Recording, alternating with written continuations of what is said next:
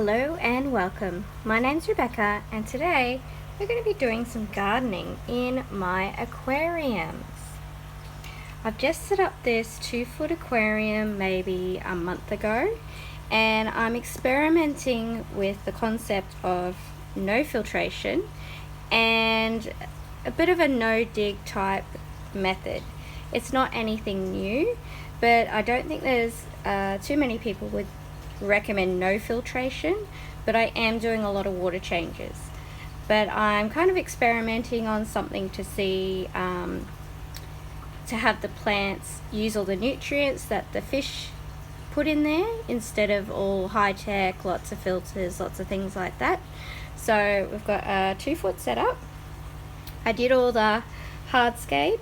I took these Anubias plants from the 6-foot fish tank, and they had a lot of algae on them. They still have a little bit, but that's why we have Mr. Cleanup Crew, which is a jade mystery snail. So he has a yellow shell and a dark foot. You can see him around the corner. And we have some more Anubias here, some driftwood. We have a black ram. I did have 2 in here, and I'm not sure what happened, but the other one died, and I think they might have attacked each other because I've been doing 3 water changes a day, so I don't think it was the water. Then we have a small sword that came out of the 4-foot snail sanctuary, and then we have some nice Alodia, which is, I bought that bunch of Alodia so that I could do things like this. So in the 4-foot, we're going to clean up the Alodia, we're going to get rid of all the dead stuff, and we're going to plant the 4-foot nicely as well because it's a bit of a mess at the moment. And then here, out of the 6-foot, we have some small sword plants, and they are different to that one. They're more of a like short, stocky kind of sword, and I believe this was one of the taller swords, but it looks quite a bit different too. And I also have, I'm going to attempt tissue culture. I've tried these before. It went horribly wrong because I didn't know what to do, so I've been doing a lot of YouTubing. So this is dwarf hairgrass, but this one looks quite healthy. But the thing is, you've got to wash this stuff off, which is the media that they're growing in.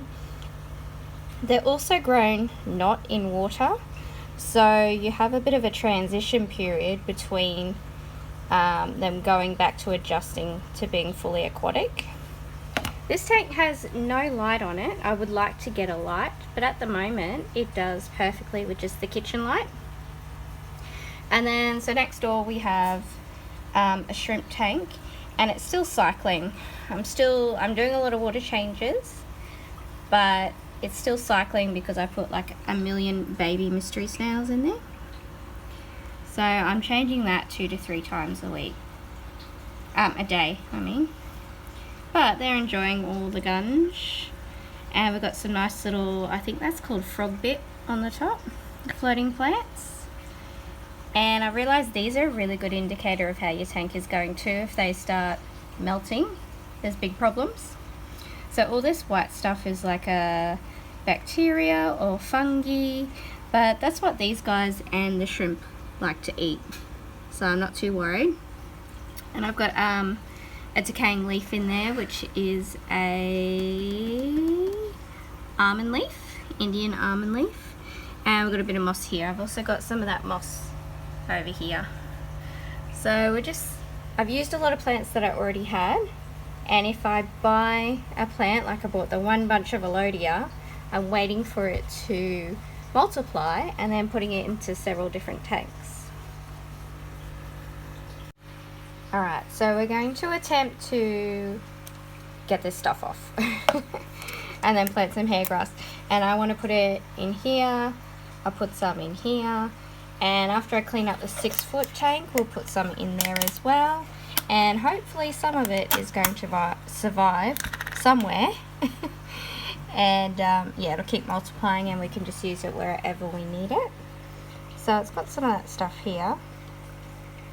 It feels quite soft. The ones that I had before, like the stuff was rock hard and it just did not wash off. So that feels soft. So maybe I just had a dud one last time. So I'm just going to use some of this water and I'm going to put it in this red dish. And oh, there we go.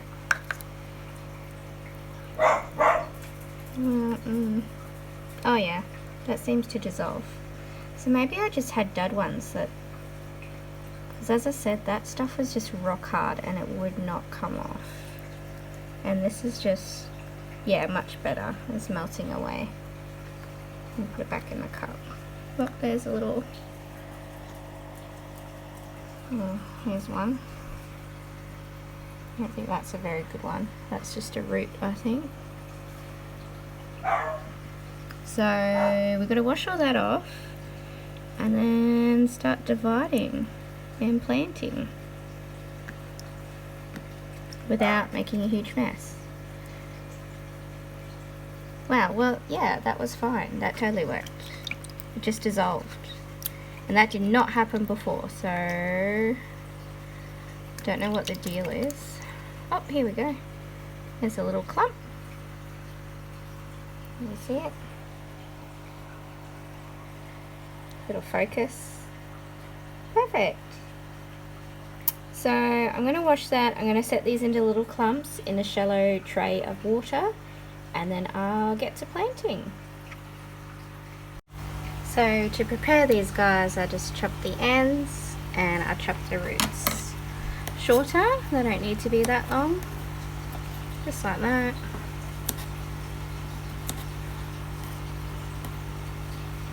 And they'll grow back again. There. There. I'll chop that bit off. That's even almost 2 plants there. You probably snap them in half as well.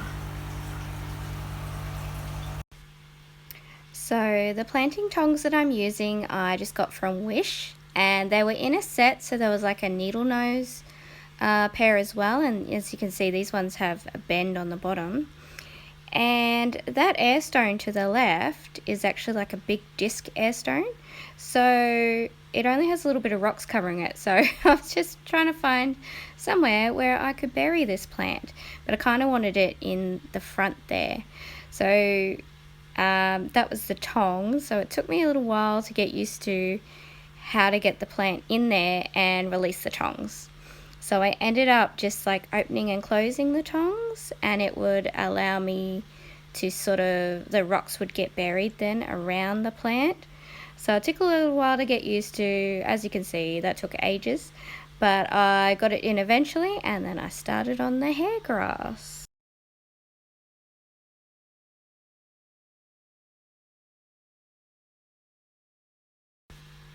In the end, because this was a large plant, I just put it in with my fingers. But the hair grass, you definitely need tweezers. I was just picking off a problem snail there.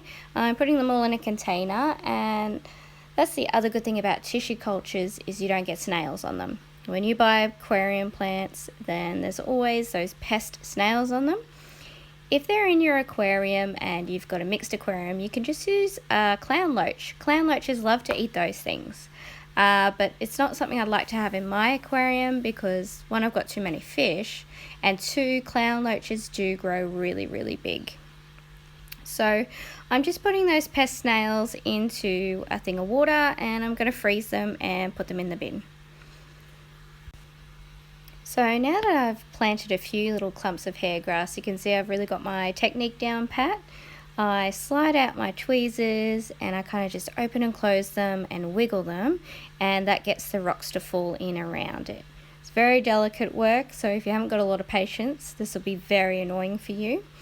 And I'm just planting the clumps about 1 centimetre apart, and as I said, those roots will go through the substrate and they will produce more hair grass.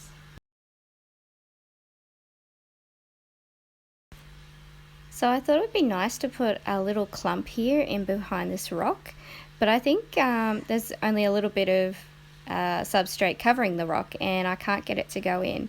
And then it releases and I don't even know where it went. So I'm going to have to look behind the tank to see if I can actually find that little clump, because it is gone. The little ram is very curious and he's checking out what I'm doing, watching me. I think that's very cute. And I'm just finishing up filling out this little bottom piece. So hopefully we'll get a nice little carpet down here once it's all grown out. But I am trying to save some hair grass for the other tanks. So I think I'll get going on the shrimp tank. I've just left little pieces for the shrimp tank. As you can see, all that stuff coming out. Like I said, I'm not doing filtration and I'm not vacuuming gravel anymore. I'm hoping that the plants are going to use all that nutrient that stays in the gravel to feed themselves. I will be doing a bit of a vacuum, like over the top of the carpet, to get any gunge out, but the snails should really take care of that. So I'm going to clean up the other tanks, I'm going to do a little bit of planting, and I'm going to do a before and after and let you know how it went. As always, I am taking my water from the water changes and putting it on the garden. In my previous video I said I wasn't sure if the turtle water was very good for my garden, so I wasn't putting it on the garden and I put it onto the grass. But I've noticed that where the water has been going, the grass is very luscious and there's no weeds at all. Same goes for the 4-foot tank, goes out to my front yard, and where the water flows is perfect grass.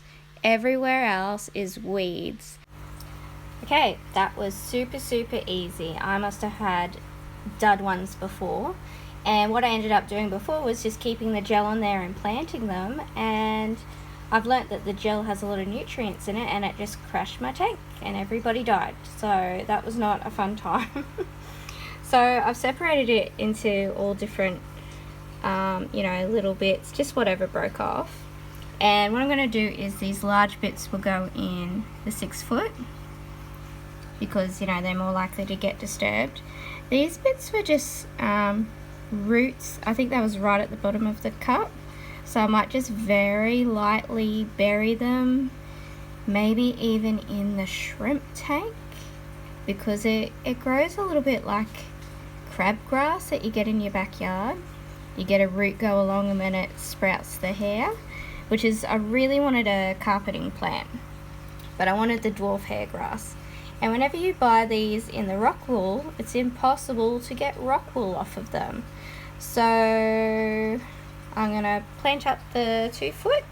I'll go and grab, I've got a couple more of these in the 6-foot that I want to get. Okay, so this is our before picture of the shrimp tank.